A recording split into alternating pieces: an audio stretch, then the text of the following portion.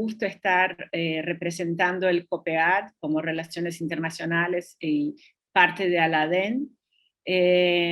Y un muchísimo gusto traer a nuestros exalumnos, alumni, Paula y Tiago, que estoy segura que nos representan muchísimo como nuestros emprendedores, exalumnos. Desde ya los agradezco por haber venido, participado y emprendido en este evento de Aladen, perdón. Bueno, sí, no quiero demandar mucho tiempo, porque quiero que Paula y Tiago usen el tiempo ¿no? para presentar sus iniciativas. Entonces empiezo por Paula. Paula Piazzi es la fundadora y CEO de Saúde para Ya, ¿no? Salude para ahora, ya. Y es una plataforma que ofrece exámenes de salud baratos y consultas médicas más para gente que no tiene recursos. Bueno, ella va a hablar un poco más sobre eso, sobre el emprendimiento. Y además fue nuestra alumna en MBA, Full-Time MBA, ¿no? En nuestra maestría. Y hizo intercambio en UCD, en Dublin, en la School of Business, y también hizo bachelor en advertising, y también trabajó en muchas consultorías en estrategia, gestión estratégica, con grandes marketplaces en Brasil. Entonces tiene una experiencia muy grande y decidió entonces emprender en salud. Bueno, entonces este es nuestro evento que lo llamamos de los desafíos de emprender en salud y educación. Después Tiago estará hablando sobre su emprendimiento en educación. Muchísimas gracias, Paula. Por favor, gracias. Thank you very much, Marie. It's a great honor to be here representing COPEAD. So today we're going to talk about opportunities in crisis, and I will tell you about the challenges of launching a business in the health industry and how I overcame some of them when founding Saúde pra Já.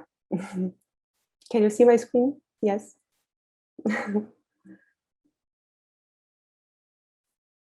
So first, let me introduce myself. I have a bachelor in advertising.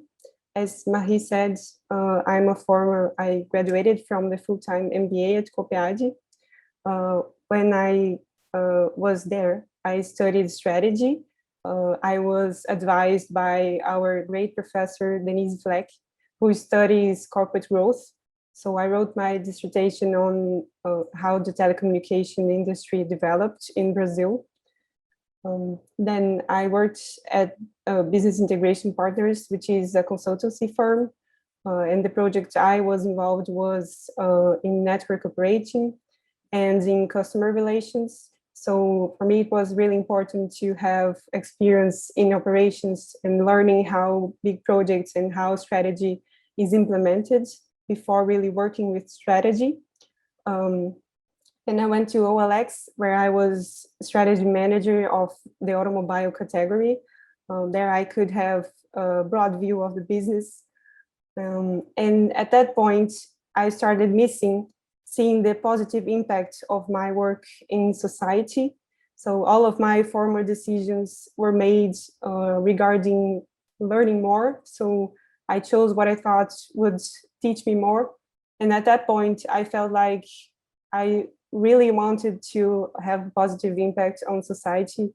And that was why I decided to launch my own business. So why the health industry? My parents are doctors, and they always told me stories about how they could not feel really fulfilled when they were working in the public sector because of lack of resources mainly, and how these people really suffered. So I decided to launch Saúde pra Já, and that happened during the pandemic. So from the beginning of studies to really launching it, it happened last year. So I would argue that crises create opportunities. We need to generate value, we need to create value, right? So it has to be a solution that really generates value to people. So people have to have problems. We have to find these problems and create solutions to it to then generate value. So in crisis, we see many new problems arise, and that is why many new opportunities arise too.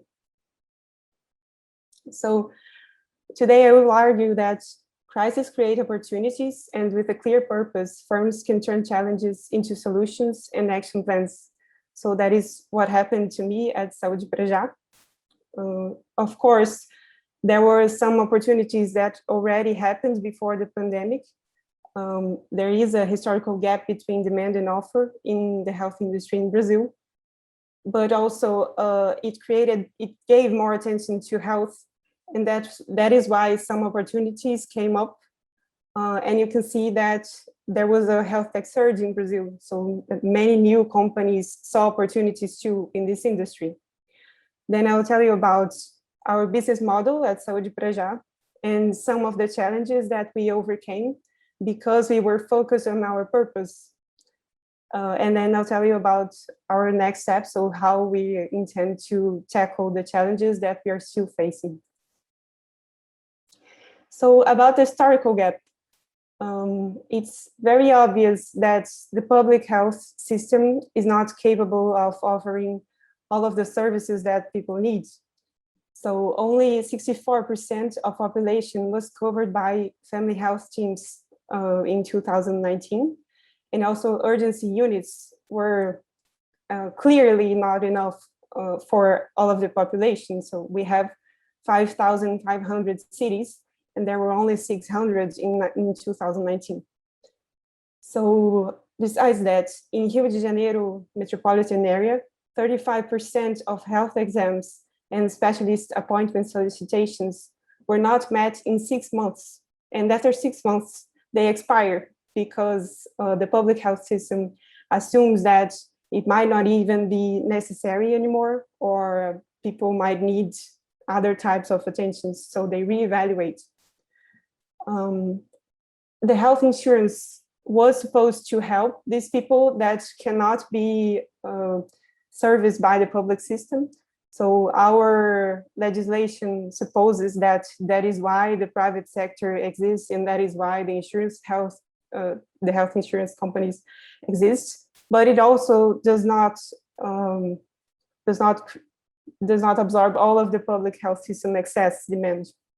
Only 22% of the population have health insurance, and you can see that health insurances are very expensive in Brazil, so not everyone is capable of hiring one.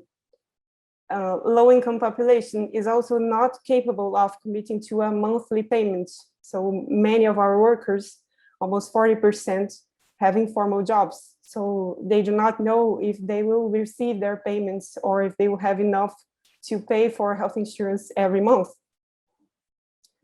And also private health services offer are influenced by health insurers. So in a dissertation written by my colleague at COPEAD, he realizes that clinics, they will tell you that they chose to offer one specific service, because health insurers said that the price for this service is bigger. The price they're willing to pay to doctors and clinics is bigger than the other one, and not because there is more demand for that specific service.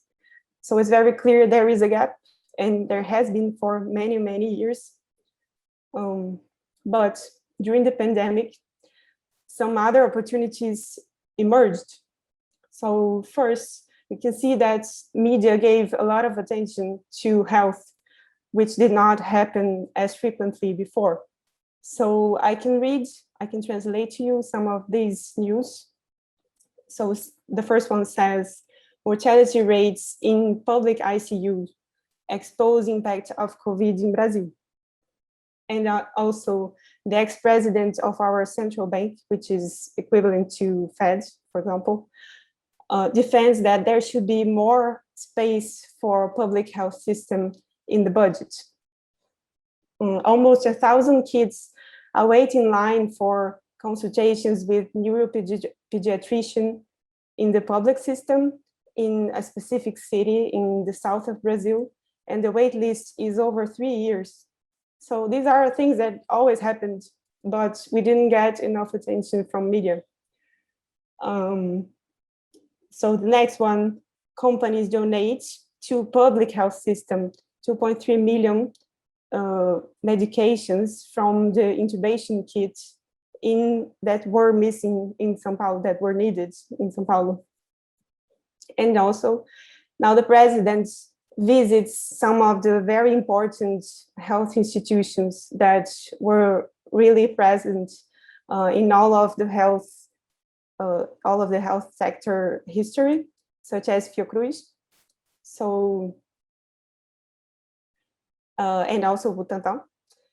And the last one is about a comic book character that is now helping do campaign for the vaccination against the flu, which is also related to COVID. So if we vaccinate people against the flu, then there's less chance of people getting COVID. So they are also, a comic character is also giving attention to that. So some opportunities emerged, for example, in mental health services. So some of the services, of course, did not receive as much demand as before. People would prefer to stay at home to avoid surgeries if they were not urgent. Of course, that happened, and it affected some of the services in the health industry, but also there were opportunities. So for example, in mental health, you can see that worldwide, the number of people with sleep disorders increased. And also a Brazilian platform called Zen Club, it really, really grew during the period of the pandemic, during 2020. So their user base increasing 500%, and corporate client base also increased a lot. So they already existed before the pandemic, and the pandemic helped them. So, and how about health insurers? They were also affected, not in such a bad way. So the number of people insured increased too, in 1 million in 1 year, which is now 48 million, the largest number since 2016. It's still not a very big part of the Brazilian population, but the pandemic helped even health insurers. Also, they found another opportunity, which was for online doctor appointments. So they performed 250 in a month in average, which is 88% of all appointments in that period. So we can see that there were a lot of opportunities also because many health techs emerged during 2020 and 2021. So we have now 697 health techs, and you can see also that the investment in the sector really increased, the number of deals and also in the amount invested. So this year so far, it's 324% bigger than the first quarter of last year, and 10 times bigger than the year before. So you can see that crisis also creates opportunities in some sectors and for some services. So this is our business model. Saúde pra Já basically uses the same model as Uber. So we connect the demand and the offer side, and we charge the offer side by a commission. So people, they don't necessarily pay us. They do services that we indicate, that we recommend to them, and then we earn part of what they paid to clinics and to health professionals. So our vision is facilitating access to quality health services to all Brazilians.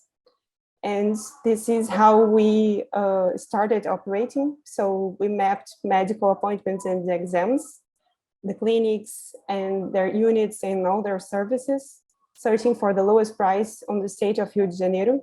So until now, we only operate in the state of Rio de Janeiro. Then now users can also search for these services in our website, and they contact us. They can contact us through WhatsApp, or they can contact the clinics directly. And we help clinics because we increase demand to their services. Then we charge a fee for services that were really performed.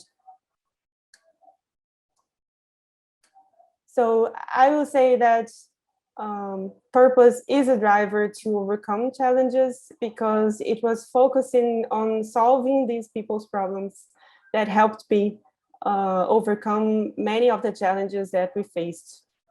So for example, at first, when I started doing user research, it was during the pandemic. So I had to go to family clinics. I'm very lucky that my business allows me to meet people in the street. So I don't have to recruit users to do user research. So I went to family clinics. At first, I was really afraid that people might not allow me to allow me to interview users. But then I tried, so I stayed outside and no one ever complained. Then when I got there, the wait lists were clear, because the family clinics and also examination clinics, they had been closed during the pandemic for more than a month. So their schedule was clear. Nothing had been scheduled during that time. So people would get appointments for the next week. And I thought maybe the pandemic, maybe it did help the public system, but maybe when everything goes back to normal, then the problem could be bigger. So should I wait until it is a problem again, or should I just continue researching?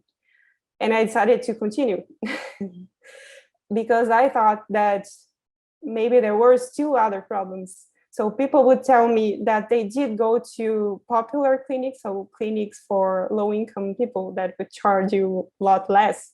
They would tell me when I was waiting in line at the family clinics, they would tell me that they did go during the pandemic. So I thought, why? Why did you go if you have clear waiting lists? And they would say that it was because of urgency. So some cases, they knew that they could not get an appointment or treatment or exams right away in the public health system. So they went directly to private clinics. And then I thought maybe urgency was the issue. So they were satisfied with family clinics. They were really happy that they could get their appointments on time, that they could get scheduled for next week, but still they would use private clinics. And it was this need for understanding what were their problems, what were really their pain points, that helped me realize that urgency was the key issue here. And that is also the reason for the name, Saúde pra Já. So the other challenge that I faced was that a platform, it seems like something really quite expensive, but there is a method now for starting a business really small and to postponing the need for investments and to test so that we are more certain that this really generates value. And it is very well explained by the Lean Startup. That is, it's a book that is really, really popular, and it really makes sense. So I could do user research, right? So I would know what the real pain points are. So I did that for more than 1 month. I went to many family clinics. And then I launched the minimum viable product, which was really a one-page website. And I hired Google Ads. So during 4 months, that was the only the only demand generator for me. And I started validating clients' needs. So I would see that really people, they really have a hard time finding the services they need and close to them and in the time that they need. So sometimes people cannot wait longer. Sometimes they can't wait for weeks, they can't wait for months like they do in the public sector. And they might not be able to move to another city, for example, or to move to a very distant neighborhood, which is sometimes necessary in the public sector.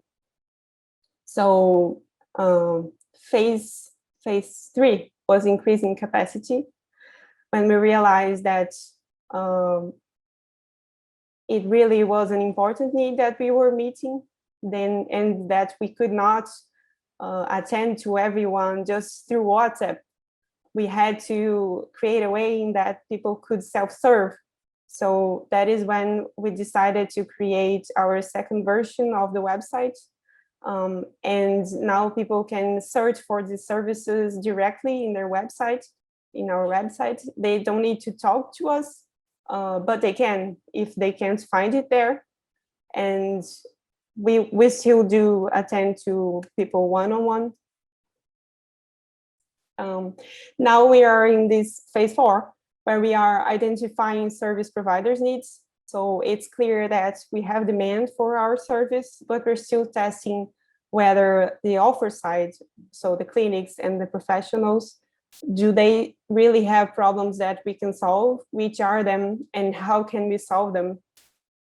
So it seems that they also have this problem of creating demand. That's what we thought before. The hypothesis was that they would accept insurance, health insurance, because they needed to create demands for them. So it really seems to be a problem, mainly for low-income clinics, right? Because if they have lower margins, then they need to increase volume. So we are still validating what are their pain points and creating a way in which we can solve them. So the next challenge that we faced was how to hire people to minimize hiring costs and maximizing results. So as I said, I'm a startup. I am my own investor. So we could not start hiring very expensive professional, even though they could be really experienced or they could be very efficient. So in which way could we use that? Could we do that? So in October, not 2 weeks after I launched our first website version, I realized that I could not attend to everyone that was looking for me. So I had to hire 2 people so that I could do other things than just talk to people and look for clinics. And then I started looking for 2 of them. I interviewed, clearly stated what the company purpose was and in which stage we were. And I found 2 people, Tamiris and Pedro, who really identify themselves with the purpose. And they are still, they are with me right now, and I see that they have developed a lot. So you can see that they are really involved in the company purpose, and that really motivates them.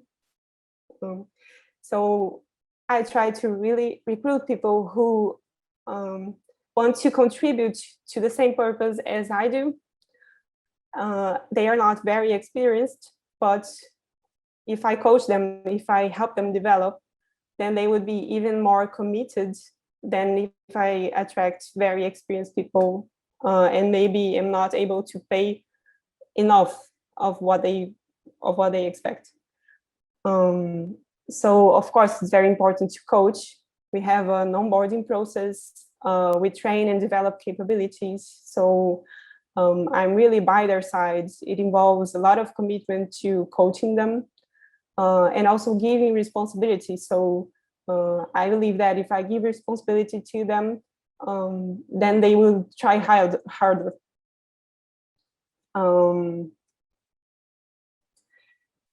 So I also think it's very satisfying because it contributes to their growth and to their career. So even if they leave the company, I know that I help them in some way. And they are really highly dedicated and motivated, and that really motivates me back. And so the other challenge was how to integrate a team during the pandemic. So we do not have an office, which is good because it also lower costs. But how can we unite people to work for a purpose if we are far from each other, if we don't see each other all day, if we're not as close as in normal work environments? So first, I think it was very important that we trained.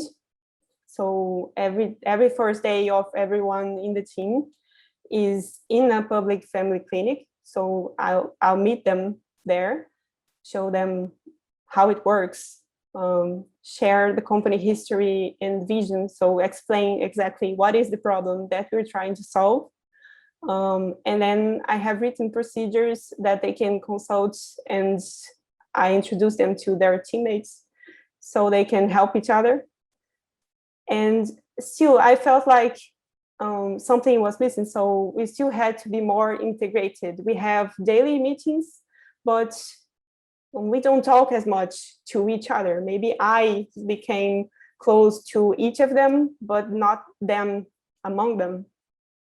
So we also started having working face-to-face meetings in like once a month or once every 2 weeks, which I think really helped. And having people sharing their personal stories in these meetings, brainstorming together, so thinking about problems together. And I think it really helped creating more intelligent solutions. So having people from the different backgrounds and different areas contributing to ideas for the same solution was really interesting. And each of them gets to present their projects and results online from 2 to 2 weeks. So I think that working for a purpose and having it clear in their minds really helps them work better and work together. So our next steps are still dealing with some of the challenges. So to ensure sustainable growth, we are focusing in increasing technology team, implementing agile, increasing demand, and escalating partnerships. So I have to hire, now I have one developer, I have to hire more so that we can improve product quicker and improve our product development process. We have to continue implementing the agile methodology, so developing an innovation culture, integrating more our team, focusing on the biggest user pains, so focusing on what will have the biggest impact and is less complex to generate value quickly. Increasing demand, so we are still a lot dependent on Google Ads, but we are focusing on SEO and social media to increase our demand. And we have to create a solution that will escalate partnerships so that in a way that we can help more clinics more efficiently, even if we have to postpone generating more financial results. So that was it. Thank you. Thank you, Paula. Well, we have here, thank you very much for your presentation. It's very interesting initiatives. And as I can see here in the chat, so many people were interesting. And we have a question here from Yvette Cardenas, and she asked, how could you implement this initiative in countries with the same identified problems? Have you thought of a franchise? I think probably in Latin America we have some of the same problems, some of the same opportunities. So I think it is possible. I think it is one of my dreams to also help different countries. I haven't thought about franchising, but this could be an option. Yeah, very interesting question. And besides, you're just, as I can understand, you just started in Rio, so you didn't take this opportunity for other states in Brazil. So perhaps Right. easier to replicate that in other states before go other countries. I don't know, but it doesn't mean that you cannot do both at the same time. Right. Yeah, part of our work is offline, right? So we depend on learning where clinics are, learning which units they have, their addresses. So it's not that simple to expand, but we definitely want to expand in Brazil too.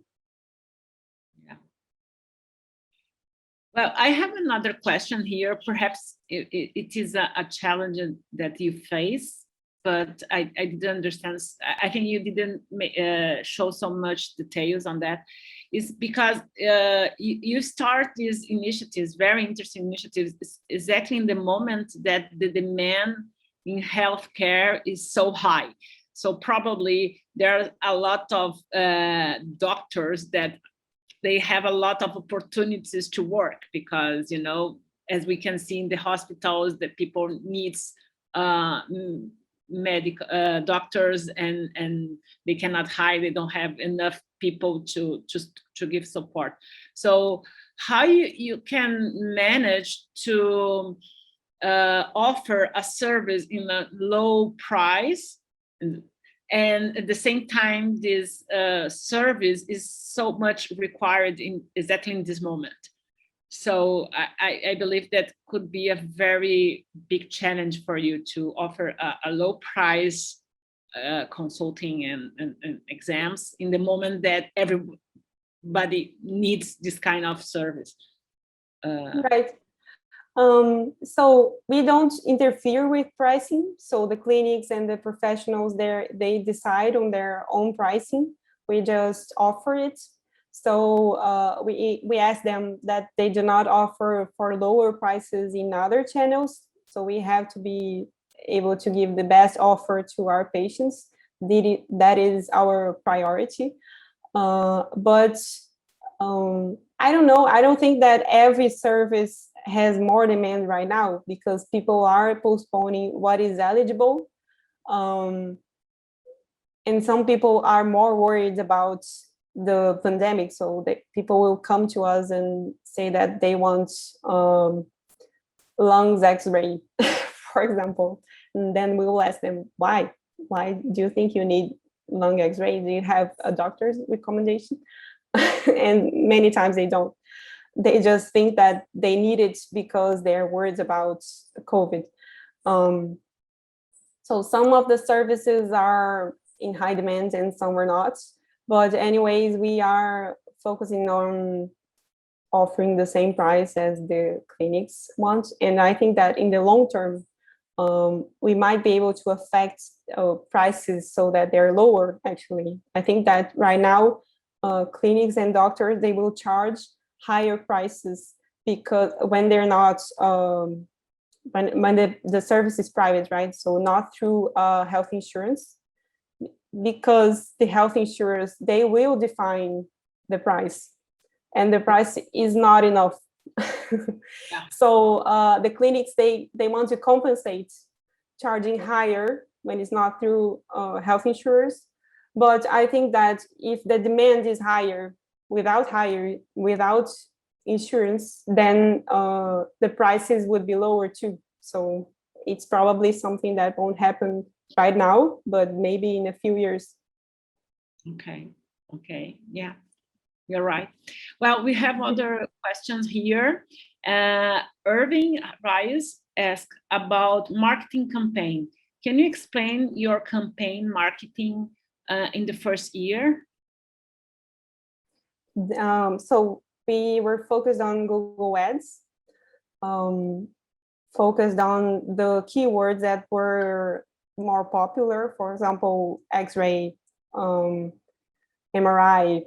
These were the services that seemed to be trending, that seemed to be more important for search in Google. And also prices, low prices, low price clinics. But it was only one campaign. And then we started social media. So we are trying what is cheaper, right? Because we are still a startup. So we are focused on social media, Facebook and Instagram. Facebook mostly for attracting patients, and Instagram for attracting doctors and potential partners. And in SEO, I think SEO is really important for us. So we are implementing some of the best practices as we go. Mm-hmm. Great. Victor Sato has another question here. He asked, is there any specific insight that the doctors use this initiative? Specific insights that doctors use this initiative? So I would say that doctors and clinics' biggest pain point is really attracting demand. That is why they look for us, and I think it's really very common. But also some of them will have problems in scheduling patients. So some of them use paper agendas, paper schedules. Others will use a kind of a system. Others would use Excel. So that might be a problem too for small clinics and for practices. Also, when they want to calculate the prices for exams or for bundles, they might do it using Excel. It is very manual, so they could have a system to help make it more efficient. Also, I don't think that a platform for online consultation is a big problem, because there seems to be many different options right now, and also WhatsApp is one of them, which is free. So this might be a saturated solution. Yeah, right. I don't know if I don't see any other questions. I don't know if the audience wants to ask. We have time for another additional question. Somebody wants to ask. Okay, I don't know. Paula, thank you very much for this, to share this very interesting experience with us.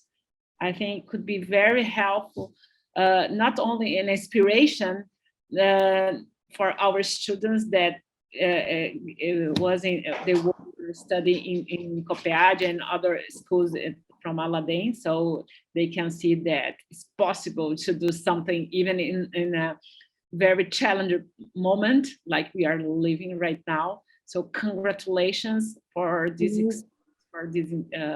and very success. I hope that everything is going well in the future and the success of this entrepreneur. Okay, thank you. Thank you very much. And okay, let's start with Thiago. And if we were alive, probably we're going to have claps from you, Paula. So, okay. Okay, Thiago, let's go. Let me introduce Thiago, that is the founder and CEO of Rede Escola Hub and associate professor at Fundação Dom Cabral. He studied PhD in business administration at COPEAD and master in business administration in IAG PUC Rio. He was Director of Pedagogical Innovation Centro Universitário Celso Lisboa, Professor of Undergraduate and Graduate Studies at ESPM, IBMEC Rio. He was a new business coordinator at L'Oréal Brazil and International Marketing of L'Oréal France.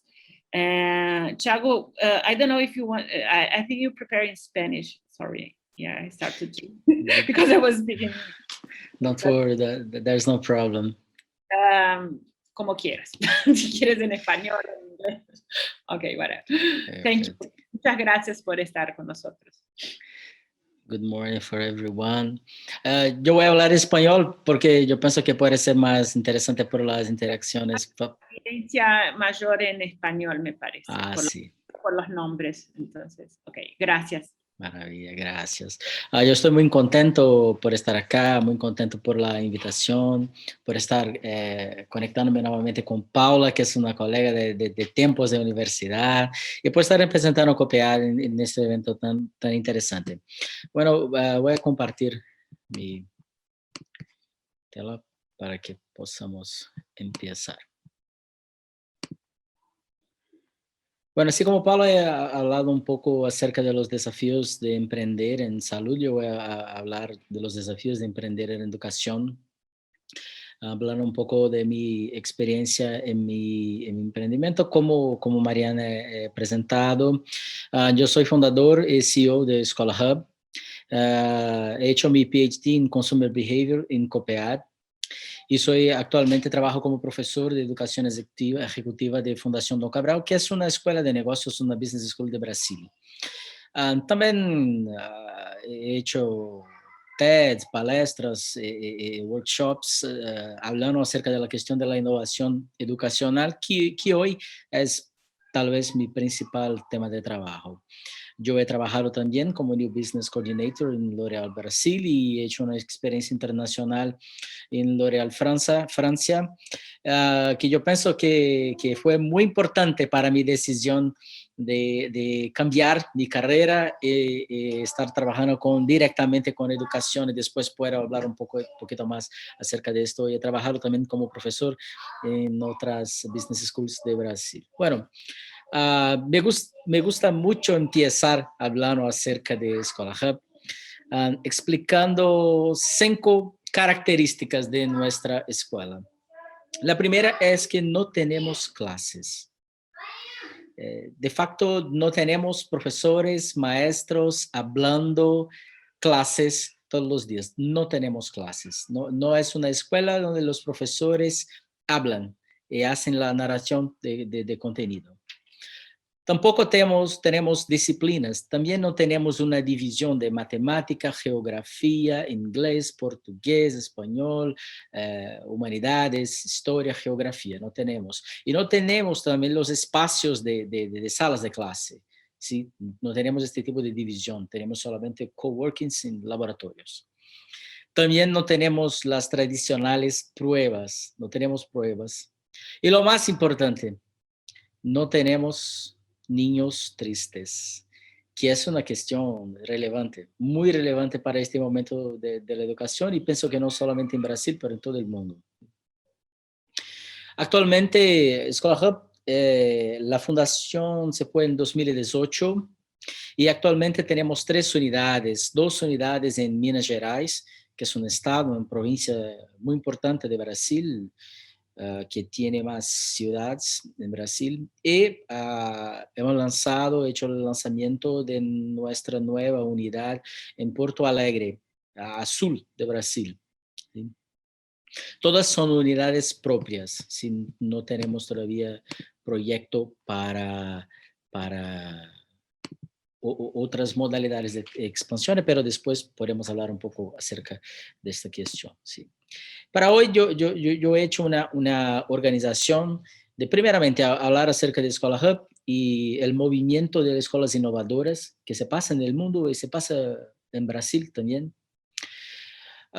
Después hacer una reflexión acerca de hacer un PhD, un programa de doctorado, y una experiencia emprendedora, que son cosas que en un primer momento pueden parecer un poco conflictantes, cosas que tal vez no parecen convergentes, pero yo pienso que son. y son muchísimo. Y después hablar, por fin, acerca de los desafíos de emprender en educación, principalmente en Brasil o en países que tienen una característica regulatoria y de mercado como en Brasil.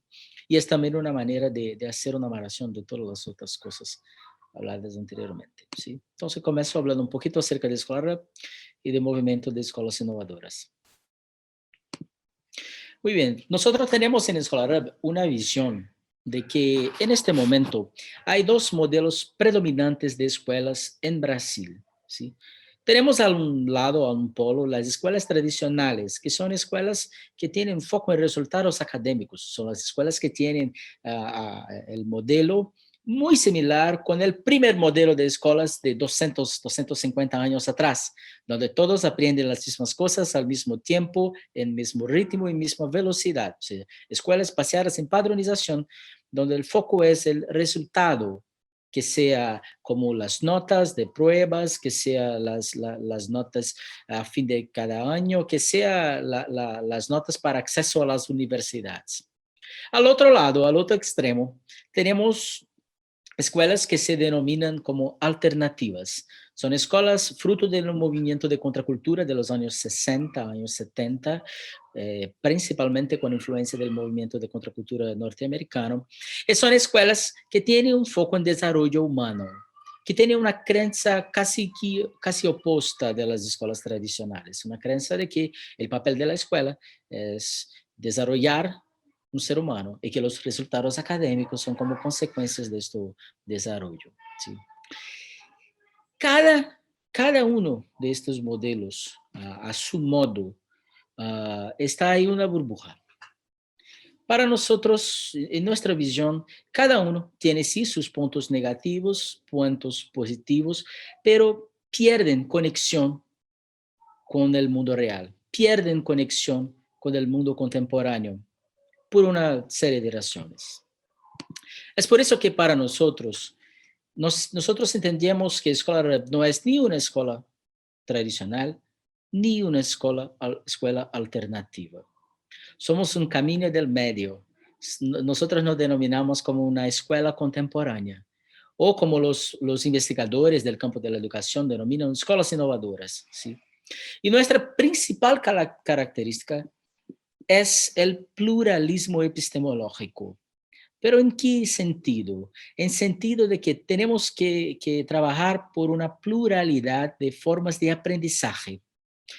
Hay muchas escuelas alternativas que tienen filosofías muy bien desarrolladas, como el caso de escuelas montessorianas, escuelas Waldorf, o escuelas que se denominan como constructivistas, que son muy interesantes, pero son escuelas que tienen una filosofía muy rígida y que muchas veces no permiten esta pluralidad epistemológica. Y cuando yo digo epistemológica es en la perspectiva de los estudiantes, porque para nosotros los estudiantes son autores, tiene también un trabajo autoral.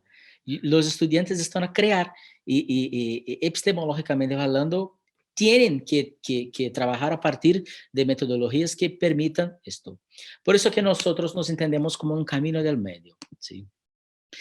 Una forma más simple de explicar lo que somos es una escuela de proyectos. Nosotros somos una escuela que tiene un abordaje pedagógica del aprendizaje baseada en proyectos. Y lo que esto significa de una manera simple. La educación tradicional tiene el currículo como punto de partida. O sea, son los profesores, coordinadores, directores que hacen las discusiones y determinan lo que se va a ser estudiado, lo que se va a ser distribuido a los estudiantes a cada día, a cada semana, a cada mes. Hoy es día de geometría y quien decide eso es el profesor. Entonces, este contenido es distribuido en una clase. En Scholar Hub, currículo no es un punto de partida, es un punto de llegada. El punto de partida son los campos de interés de los estudiantes. Nosotros hacemos un trabajo de comprender los intereses de los estudiantes. Después de comprender esos intereses, hacemos una conexión de estos intereses con currículo en proyectos reales. Entonces, llegamos al currículo. Currículo es una consecuencia de un trabajo pedagógico que se inicia con la comprensión de los intereses de los estudiantes. Acá estamos centrados en teorías contemporáneas de aprendizaje, que entienden que la gente no aprende si no quiere. Si no hay deseo, no hay aprendizaje.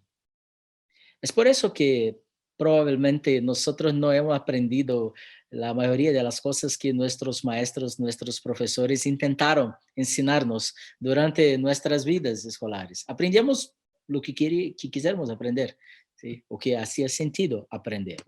Una otra manera de representar nuestro modelo es con la idea de plataforma. Una plataforma es algo que une dos lados, ¿sí? ¿Qué lados son esos que estamos uniendo? Del un lado tenemos los campos de interés de los estudiantes. Del otro lado tenemos el currículo. Entonces, los estudiantes tienen que aprender álgebra, tienen que aprender estadística, geometría, ciencias, historia, tienen que aprender todo eso. Pero pueden aprender todo eso a partir de una visión única, unilateral, de una epistemología única de los profesores o de coordinadores, o pueden aprender todas estas cosas a partir de sus campos de intereses, en una pluralidad epistemológica. El aprendizaje baseado en proyectos es una plataforma que permite esta conexión, que permite que los estudiantes puedan aprender el currículo a través de sus campos de intereses. Esto permite que los estudiantes experimenten aprender como inventores, como artistas, como ciudadanos críticos y sustentables y como emprendedores también.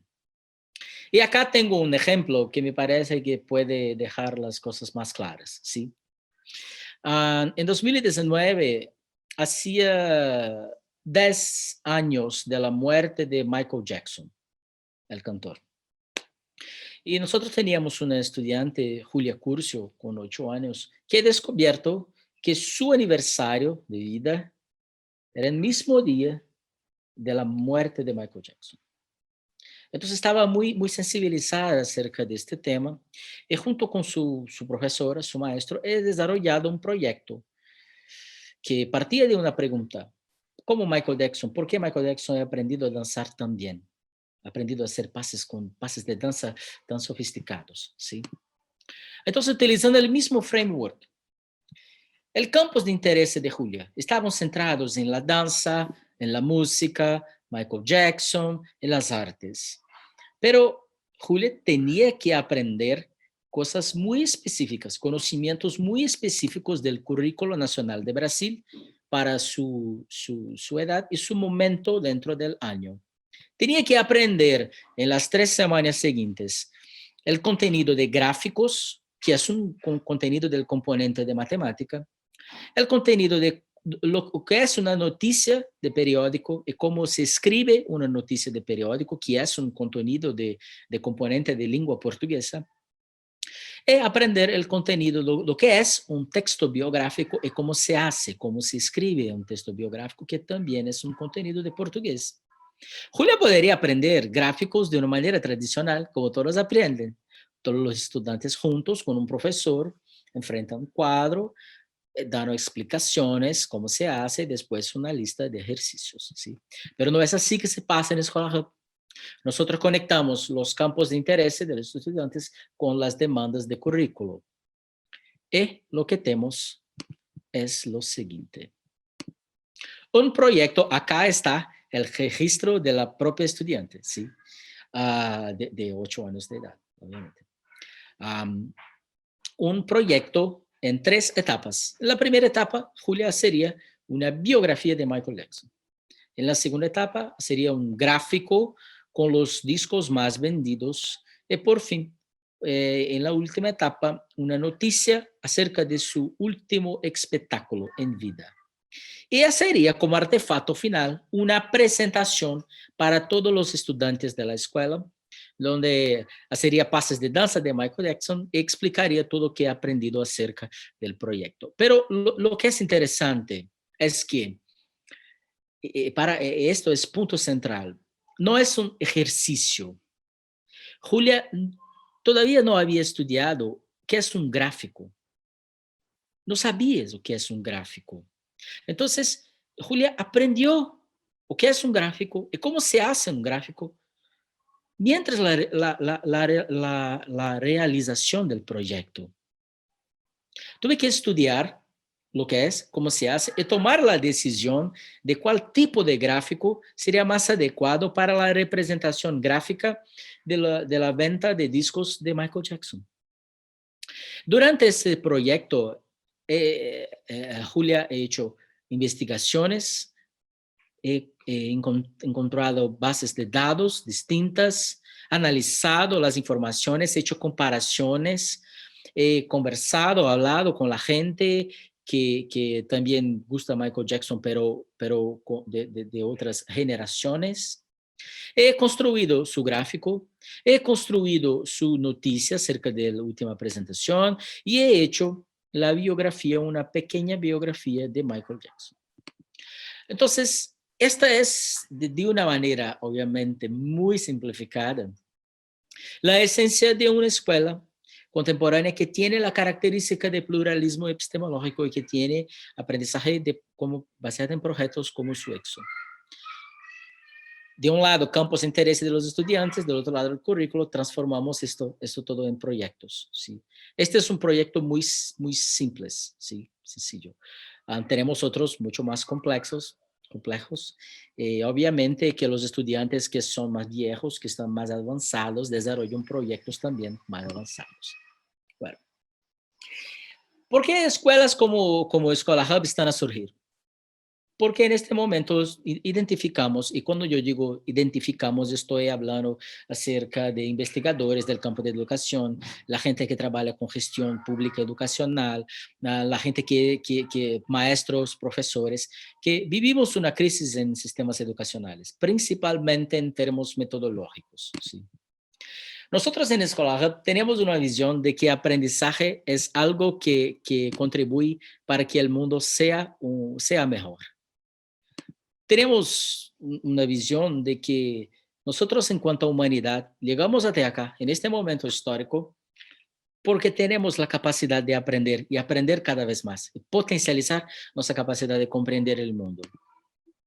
Pero sin duda, fueron las escuelas que tuvieron una influencia tremenda en este proceso de desarrollo. Acreditamos que las escuelas nos permitieron llegar hasta acá en cuanto a humanidad. ¿Y por qué? Porque las escuelas potencializaron nuestra capacidad de aprendizaje. Las escuelas hicieron una organización de distribución de conocimiento sin precedentes en la historia de la humanidad, conferiendo una escala para aprendizaje humana inédita. Y este se fue su gran mérito. Distribución de conocimiento, hacer con que toda la gente tenga acceso al conocimiento básico. Y esto se fue una gran revolución, pero en día de hoy, esto no es más suficiente.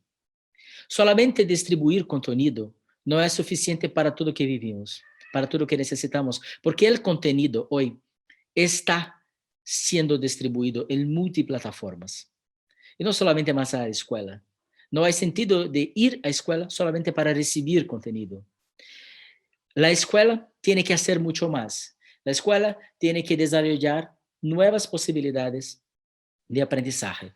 La cuestión no es más solamente recibir contenido, pero es lo que podemos hacer con este contenido. ¿Qué tipo de problemas de la vida cotidiana, del mundo, podemos desarrollar a partir de este contenido?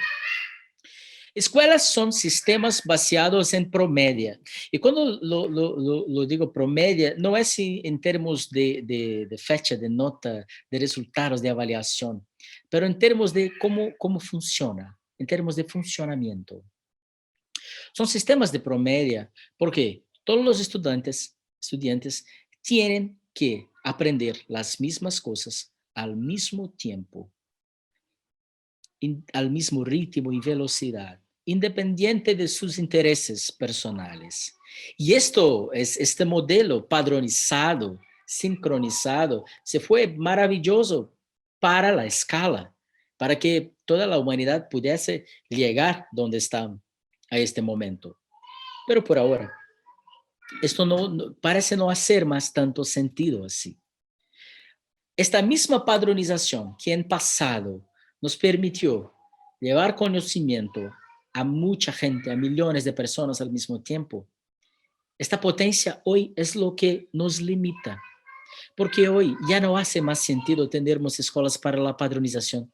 Ya tenemos tecnologías que nos permiten escuelas para la personalización, escuelas que nos permitan dibujar experiencias de aprendizaje específicas para cada persona.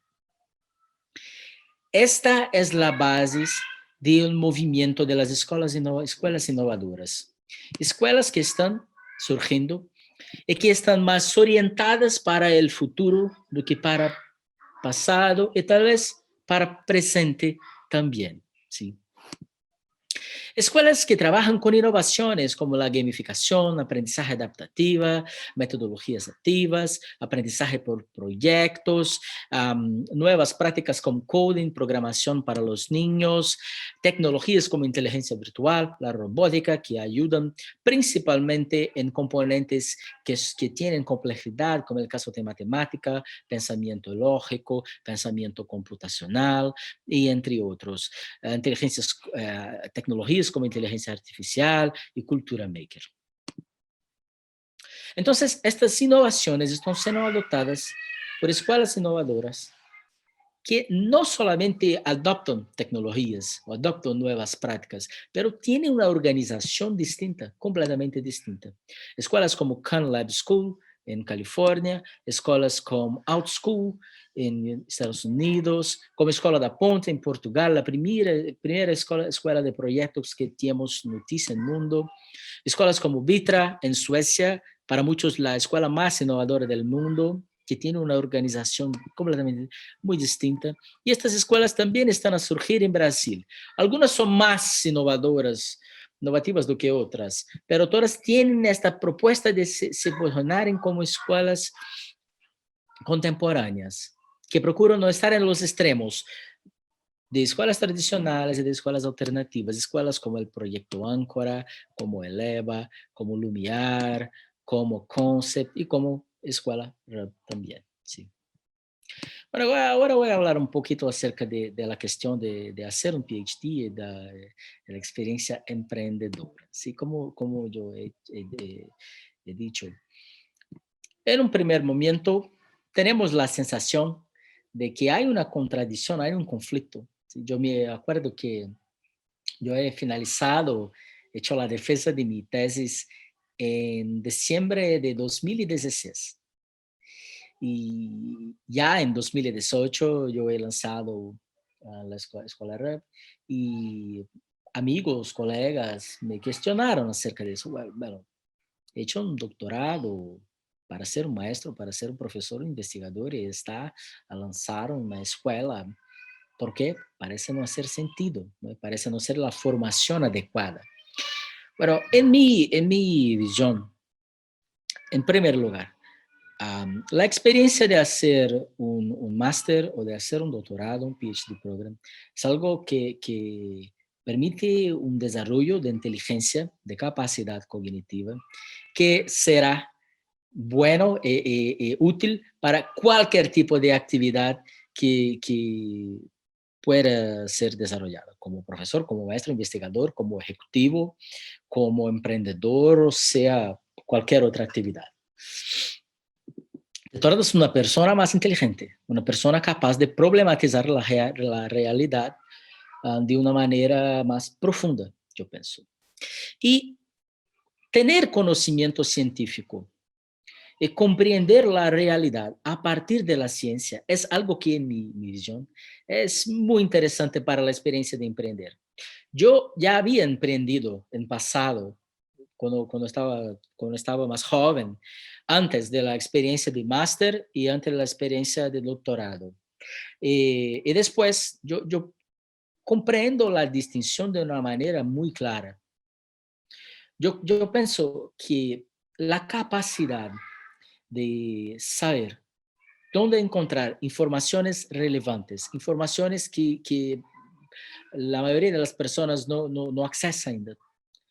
La capacidad de confrontar la realidad con las investigaciones científicas en tu campo de actuación es algo muy relevante para la experiencia de emprender.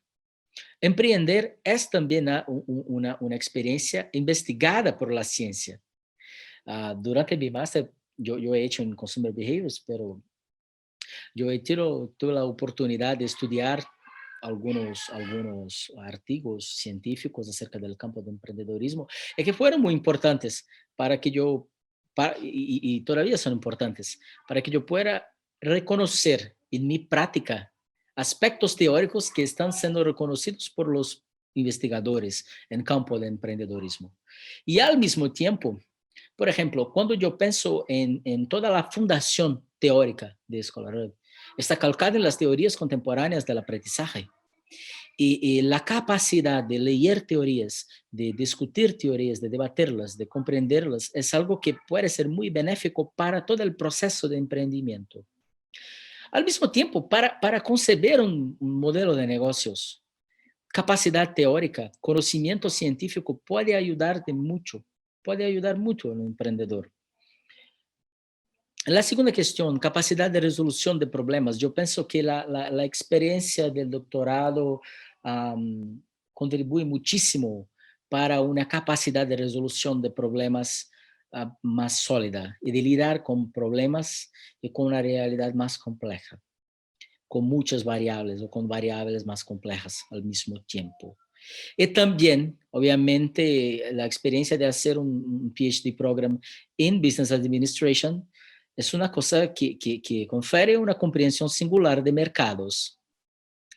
Cuando todos miran un mercado y piensan, es pequeño, es algo no muy relevante, tal vez no sea un buen camino. Por tener una comprensión singular, por tener una bagaje teórica distinta, una persona puede mirar, puede identificar oportunidades que la mayoría solamente encuentran riscos, solamente están a verificar riscos. Y yo pienso que es algo muy, muy similar con la experiencia que Paula ha relatado para nosotros acá. Sí, la gente normalmente mira los grandes números. La experiencia académica puede conferirnos las habilidades para comprender los números de distintas maneras. Números que aparentemente pueden ser contradictorios o pueden apuntar tendencias que son superficiales, pero cuando tenemos recursos intelectuales para analizar mercados, para analizar números, podemos identificar oportunidades que a mayoría de las personas no identifican. Sí. Bueno, y por fin, yo he destacado 4 desafíos interesantes para emprender en educación. El primero es la relación de educación y ciencia, que yo pienso que también está presente en la salud.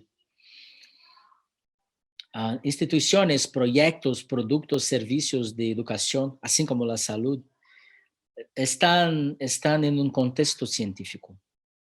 Educación es algo científico. No se educa una persona, un niño, de una manera aleatoria.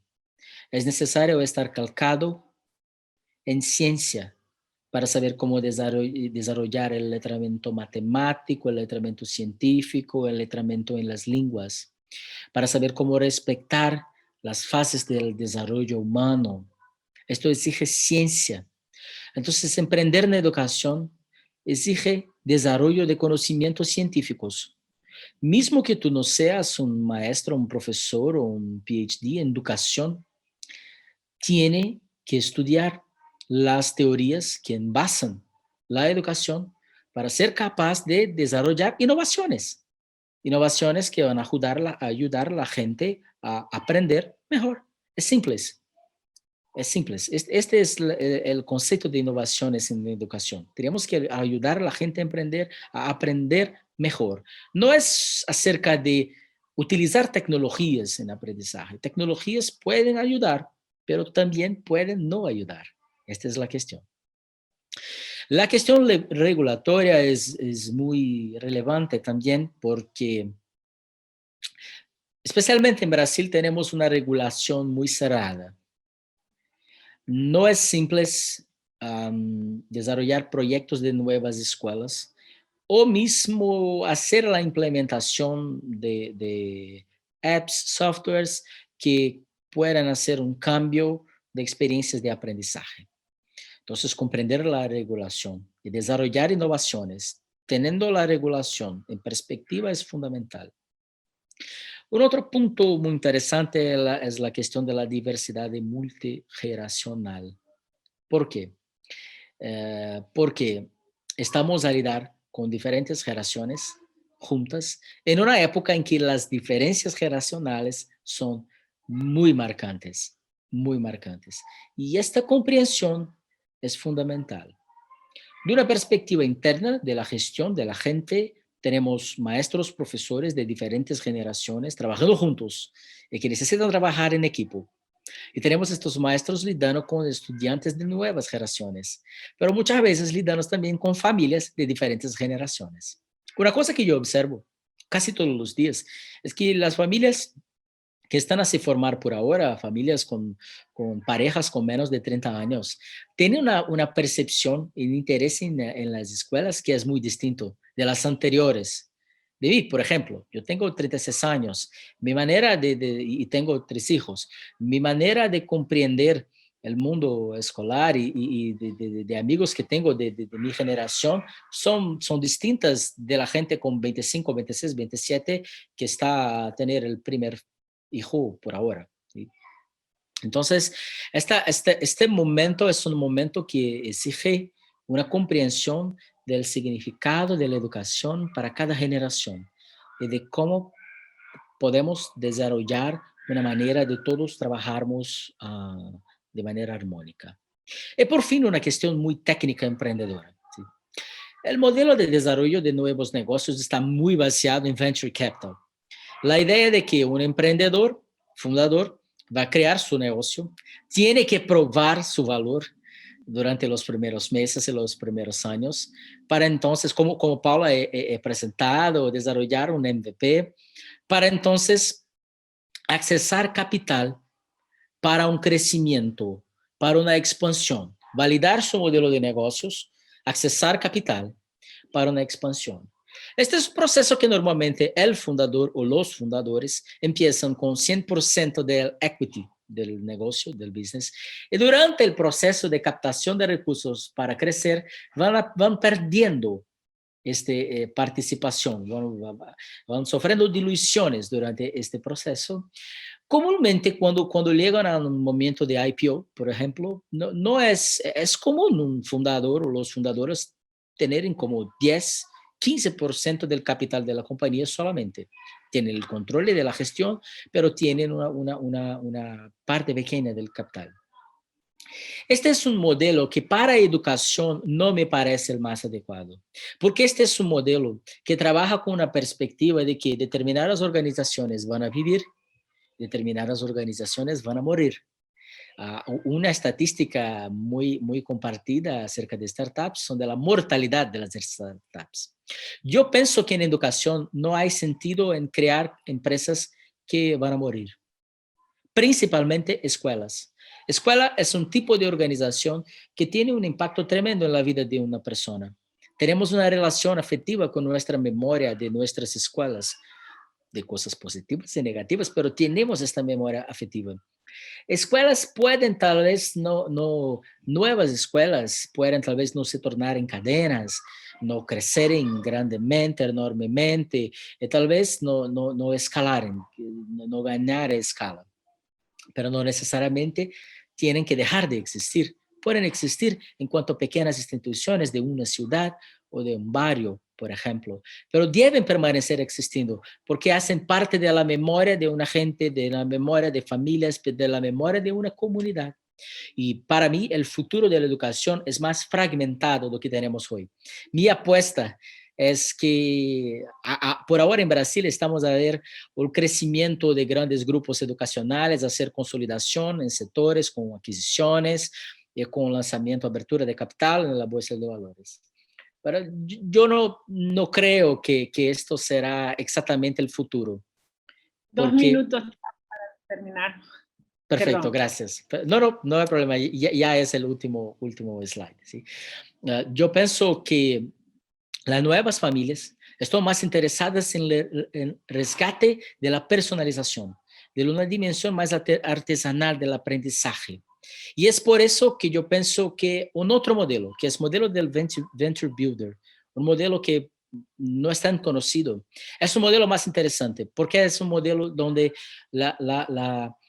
el investimiento parte al mismo tiempo de lo mismo patamar con los emprendedores. Es como si los investidores hacen una búsqueda para encontrar los emprendedores y todos juntos desarrollan el negocio.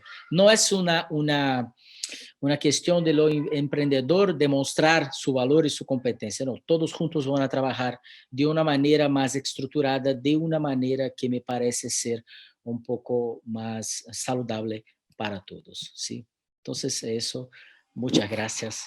Estoy a disposición para las preguntas. Tiago, muchísimas gracias por tu exposición, estuvo perfecto, muy interesante tu presentación, la iniciativa de la Escuela Hub. Bueno, tenemos algunas preguntas acá. Carlos Álamo pregunta, ¿cómo evalúan los intereses de los estudiantes? ¿Y cómo saber su peso dentro del grupo? ¿Encuestas?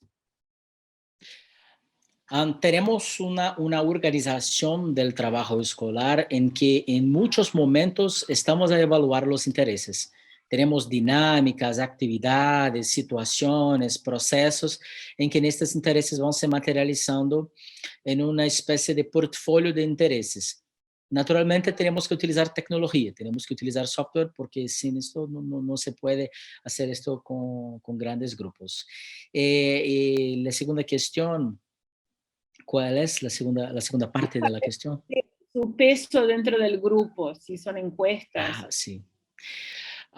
Tenemos básicamente dos tipos de proyectos en Escuela Red. Hay un proyecto que llamamos Proyecto Hub, que es un proyecto en equipo. No se puede hacer solo. Esto es interesante porque eso lleva a los estudiantes a decidir en cosas en conjunto. Precisan llegar a un acuerdo, precisan llegar a un consenso. Y este proceso es importante para el desarrollo de habilidades socioemocionales, para que aprendan a estar en la posición del otro, para que aprendan a argumentar, a negociar. Pero también tenemos los proyectos split, que son proyectos individuales, para aquellos que tienen un interés muy específico y no es el interés del grupo, pero quieren hacer dos proyectos al mismo tiempo. No hay problema, pueden desarrollarlos de esta manera. Bueno, Carlos agradece tu respuesta.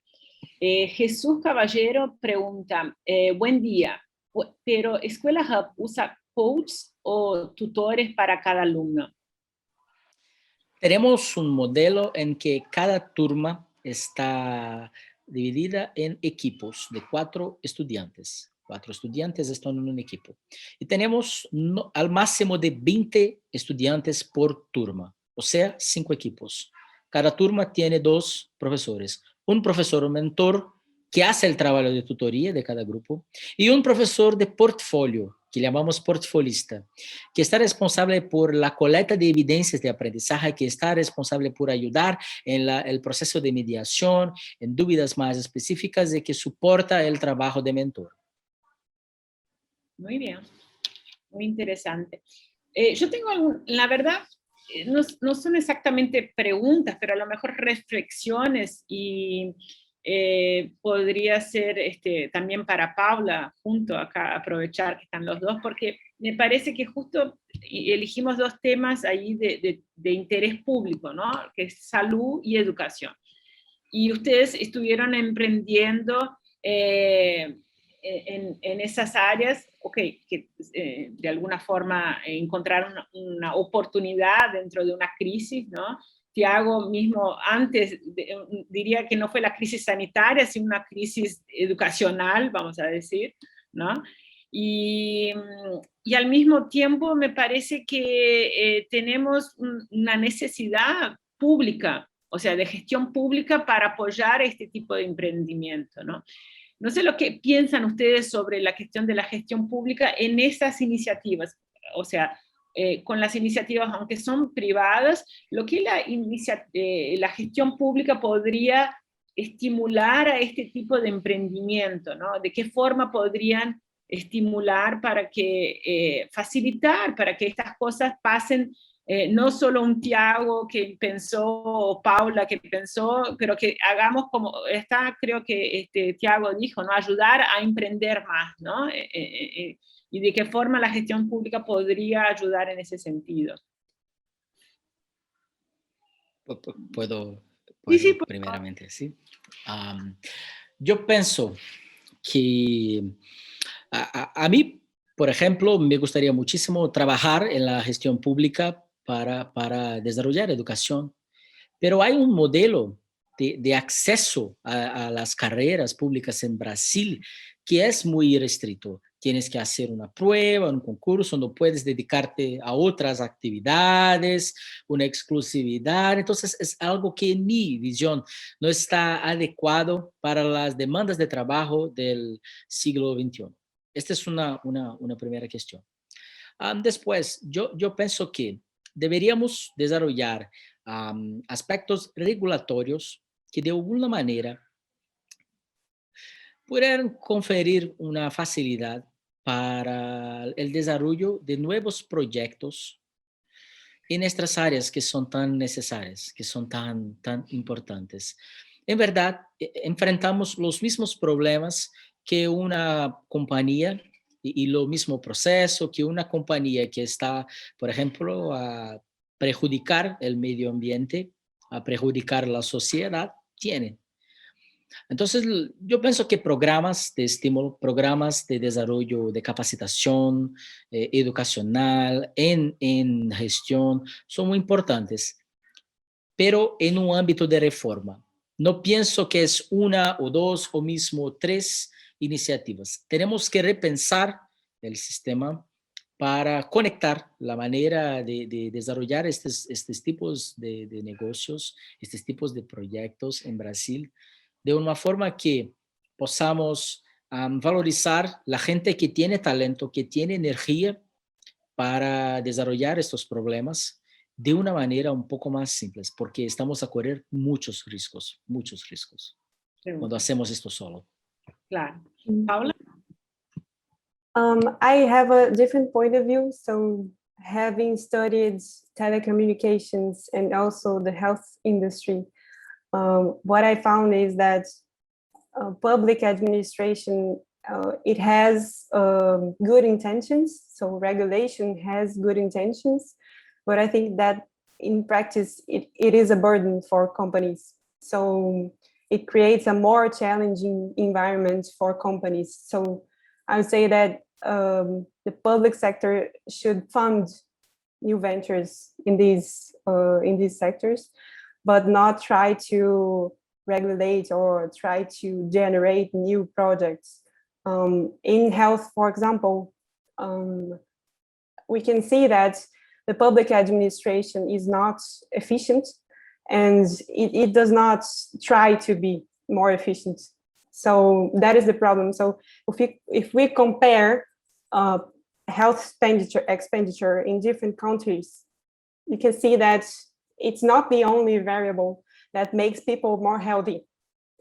So the United States is an example of very high expenditure in health sector and not as much increase in life expectancy. So it's not only a matter of budgeting, not only a matter of resources, but also a matter of efficiency. And we do not find that in Brazil. So when we talk about the importance of health, we always defend bigger budget for health, but that's not the way. And I don't really believe, I'm a bit skeptic of the public administration in Brazil. So I don't really believe that efficiency comes from the public administration. Okay. Well, Tiago, aparecieron dos preguntas para vos en medio de, de nuestra charla acá. Una, Beatriz Larosa pregunta, bueno, buenos días. Pregunta, ¿fue mucho esfuerzo que los profesores acepten este modelo?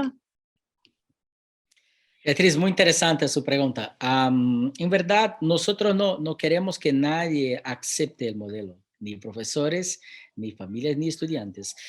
Por esto la decisión de hacer la fundación de una nueva institución que desde su primer día de vida comunícase con la sociedad de una manera muy clara, muy objetiva. O sea, la gente que viene, que se interesa por trabajar con Osco, cuando llega, ya llega con una comprensión de que nosotros no somos ni tradicionales ni alternativos y que trabajamos con metodologías innovadoras. Es por eso que hasta el día de hoy, no tuvimos este problema de convencimiento o del esfuerzo, porque todos que llegan interesados en lo que hacemos. Mismo las familias que nos procuran interesadas en lo que hacemos, porque están interesadas en otros modelos educacionales distintos de lo que hoy se ofrecen. Por eso que para nosotros no es un problema hasta ahora. Es más fácil empezar del cero de lo que cambiar algo que ya está ahí. Sí, exacto. Bueno, acá hay Cristian Tacusi pregunta, ¿qué otras oportunidades o dificultades han tenido las escuelas innovadoras a diferencia de las tradicionales durante la pandemia? Yo pienso que las innovadoras están mejor en la pandemia. ¿Y por qué? Porque primeramente tiene una comunidad que está muy conectada con los propósitos. Entonces tenemos un tipo de diálogo muy distinto. Los problemas que yo he observado de las escuelas tradicionales teniendo, y mismo de las escuelas alternativas, para nosotros no son una cuestión, porque las familias y la comunidad comprenden muchísimo bien que estamos siempre intentando cambiar el modelo para mejorar la experiencia de estudiantes, mejorar las experiencias de profesores, que cuando erramos es porque es parte del proceso, entonces no somos punidos por nuestra comunidad, porque ellos comprenden que tenemos el mismo comprensión para sus niños. Cuando un estudiante nuestro está a errar, esto no es parte del aprendizaje, es parte de una construcción mejor. Y nosotros intentamos hacer este mismo tipo de filosofía para la relación con la comunidad. Pero para mí tal vez la grande cuestión sea una cuestión de financiamiento financiera, porque las escuelas innovadoras llegaron a poco al mercado. Son escuelas jóvenes que no tienen el misma base de estudiantes, de alumnos, la misma tradición, la misma estabilidad. Por tanto, en un momento de crisis, sea pandemia, sea económica, van a sufrir un poco más. Por eso que tienen que desarrollar estrategias de financiamiento más elaboradas para que puedan sobrevivir a este momento. Muy bien. Bueno, llegamos en el momento de cerrar, 11:30 en Brasil. Para que aparezca una pregunta, última pregunta, vamos a extendernos un minutito más. Ramón pregunta, ¿qué rol juegan los organismos públicos reguladores del proceso educativo en los cambios o ajustes al nuevo modelo innovador educativo? Ramón, esta es una cuestión muy interesante. En Brasil, los organismos tienen un papel de fiscalización.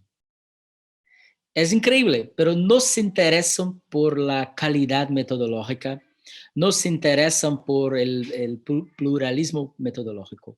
Quieren solamente comprender si estamos siguiendo las reglas, si tiene una proporción, un ratio adecuado de estudiantes por profesor, si tienes la clase de profesores, la sala de profesores, si tiene el baño con las características adecuadas, si los estudiantes están correctamente descritos en los diarios, pero no se interesan. Al mismo tiempo, nos demandan muchísimo con estas cuestiones. Sí, son importantes, pero yo pienso que no son más importantes que las cuestiones del aprendizaje. Los órganos no se interesan por el aprendizaje. Este es el punto. No avalían aprendizaje, no fiscalizan aprendizaje. Estamos utilizando los métodos adecuados a los objetivos de aprendizaje. Estamos desarrollando próximas generaciones bilingües más multiculturales con habilidades de nuevo siglo. No hablamos acerca de eso. Hablamos acerca de cosas muy pequeñas que son importantes, pero no son las únicas. Y yo pienso que esta es la cuestión. Tenemos que despender mucha energía con cosas pequeñas. Y la gran cuestión, que es el aprendizaje, no hablamos acerca de ellas. Bueno. Buenísimo, Tiago. Muchísimas gracias por traer tu experiencia en la área de educación. Es una experiencia muy innovadora. Nosotros de COPEADE tenemos un orgullo muy grande de la experiencia de Tiago, que ya estuvo compartiendo con nuestros profesores, porque también estamos tratando de aprender un poco de todo eso que Tiago trae para nuestras escuelas también. Y Paula también es un ejemplo perfecto de un egreso de algo que está emprendiendo en plena crisis, ¿no? Entonces estamos muy orgullosos como COPEAD de estar compartiendo con otras escuelas estas experiencias y esperamos que todo esto que estuvimos aquí charlando puedan, en fin, servir de ejemplos para otros estudiantes o para la audiencia que nos acompaña y para que después queda acá grabado, ¿no? Y entonces a lo mejor quien nos escuche después pueda también inspirarse y bueno, y compartir todo esto.